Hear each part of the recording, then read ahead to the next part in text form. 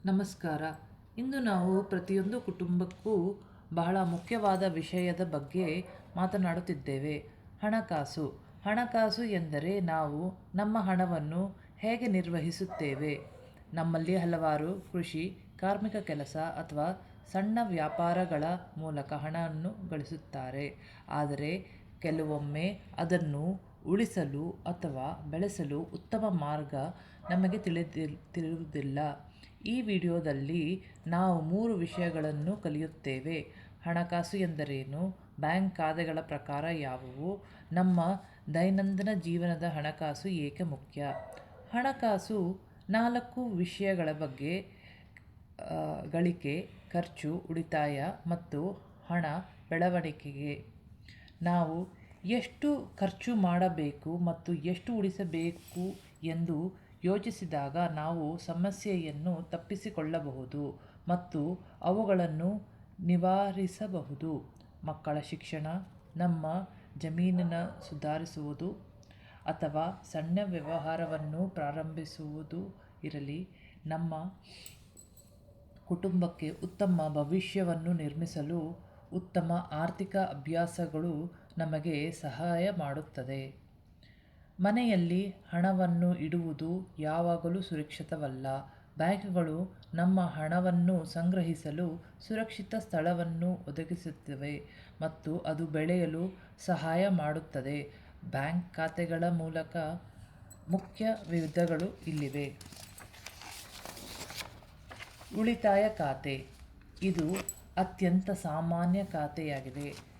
ನಮಗೆ ಬೇಕಾದಾಗ ನಾವು ಹಣ ಠೇವಣಿ ಮಾಡಬಹುದು ಮತ್ತು ಹಿಂಪಡೆಯಬಹುದು. ಬ್ಯಾಂಕ್ ಬಡ್ಡಿಯನ್ನು ಸಹ ನೀಡುತ್ತದೆ, ಇದರಿಂದ ನಿಮ್ಮ ಹಣ ನಿಧಾನವಾಗಿ ಹೆಚ್ಚಾಗುತ್ತದೆ. ಚಾಲ್ತಿ ಖಾತೆ. ಇದು ಮುಖ್ಯವಾಗಿ ಅಂಗಡಿಯವರಿಗೆ ಅಥವಾ ವ್ಯಾಪಾರ ಮಾಡುವ ಜನರಿಗೆ. ಇದು ಒಂದು ದಿನದಲ್ಲಿ ಅನೇಕ ವಹಿವಾಟುಗಳನ್ನು ಅನುಮತಿಸುತ್ತದೆ, ಆದರೆ ಸಾಮಾನ್ಯವಾಗಿ ಯಾವುದೇ ಬಡ್ಡಿ ಇರುವುದಿಲ್ಲ. ಸ್ಥಿರ ಠೇವಣಿ (ಎಫ್ಡಿ). ಈ ಖಾತೆಯಲ್ಲಿ ನೀವು ನಿಮ್ಮ ಹಣವನ್ನು 6 ತಿಂಗಳು ಅಥವಾ 1 ವರ್ಷದಂತಹ ನಿಗದಿತ ಅವಧಿಗೆ ಬ್ಯಾಂಕ್ಗಳಲ್ಲಿ ಇಟ್ಟಿರ್ತೀರಿ. ಬ್ಯಾಂಕ್ ಹೆಚ್ಚಿನ ಬಡ್ಡಿಯನ್ನು ನೀಡುತ್ತದೆ, ಇದರಿಂದ ಇದು ದೀರ್ಘಾವಧಿ ಉಳಿತಾಯಕ್ಕೆ ಒಳ್ಳೆಯದು. ಮರುಕಳಿಸುವ ಠೇವಣಿ (ಆರ್.ಡಿ). ನೀವು ಪ್ರತಿ ತಿಂಗಳು ಸಣ್ಣ ಮೊತ್ತವನ್ನು ಉಳಿಸಲು ಬಯಸಿದರೆ ಇದು ಸಹಾಯಕರವಾಗುತ್ತದೆ. ಅವಧಿ ಮುಗಿದ ನಂತರ ನೀವು ಒಟ್ಟು ಮೊತ್ತವನ್ನು ಬಡ್ಡಿಯೊಂದಿಗೆ ಪಡೆಯುತ್ತೀರಿ. ದೊಡ್ಡ ನಗರ ಜನಗಳಿಗೆ ಮಾತ್ರವಲ್ಲದೆ ಎಲ್ಲರಿಗೂ ಹಣಕಾಸಿನ ಬಗ್ಗೆ ತಿಳುವಳಿಕೆ ಮುಖ್ಯ. ಉತ್ತಮ ಹಣಕಾಸು ಯೋಜನೆ ನಮಗೆ ಹಲವು ವಿಧಗಳಲ್ಲಿ ಸಹಾಯ ಮಾಡುತ್ತದೆ. 1.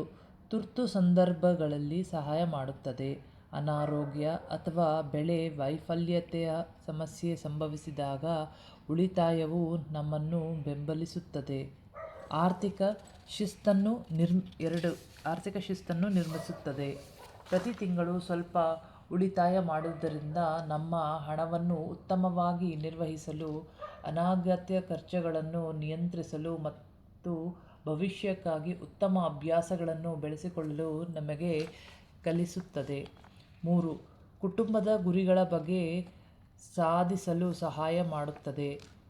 ನಿಯಮಿತವಾಗಿ ಉಳಿತಾಯ ಮಾಡುವುದರಿಂದ ಶಿಕ್ಷಣ, ಮನೆ ದುರಸ್ತಿ ಅಥವಾ ಪ್ರಮುಖ ಸಮಾರಂಭಗಳಿಗೆ ಪಾವತಿಸಲು ಸುಲಭವಾಗುತ್ತದೆ. 4. ಸಾಲದಿಂದ ನಮ್ಮನ್ನು ರಕ್ಷಿಸುತ್ತದೆ. ಬ್ಯಾಂಕುಗಳನ್ನು ಬಳಸುವುದು ಮತ್ತು ನಿಯಮಿತವಾಗಿ ಉಳಿತಾಯ ಮಾಡುವುದರಿಂದ ಹೆಚ್ಚಿನ ಬಡ್ಡಿ ವಿಧಿಸುವ ಬಡ್ಡಿದಾರರಿಂದ ಸಾಲ ಪಡೆಯುವುದನ್ನು ತಪ್ಪಿಸಲು ನಮಗೆ ಸಹಾಯ ಮಾಡುತ್ತದೆ. ಹಣಕಾಸು ಸಂಕೀರ್ಣವಾಗಿಲ್ಲ.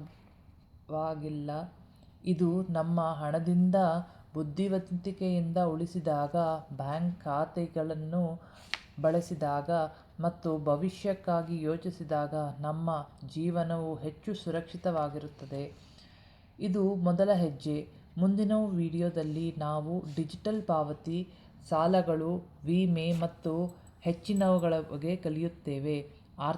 ಆರ್ಥಿಕವಾಗಿ ಬಲವಾದ ಸಮುದಾಯವನ್ನು ನಿರ್ಮಿಸಲು ಒಟ್ಟಾಗಿ ಕೆಲಸ ಮಾಡೋಣ. ಇದನ್ನು ನೋಡಿದ್ದಕ್ಕಾಗಿ ಧನ್ಯವಾದಗಳು.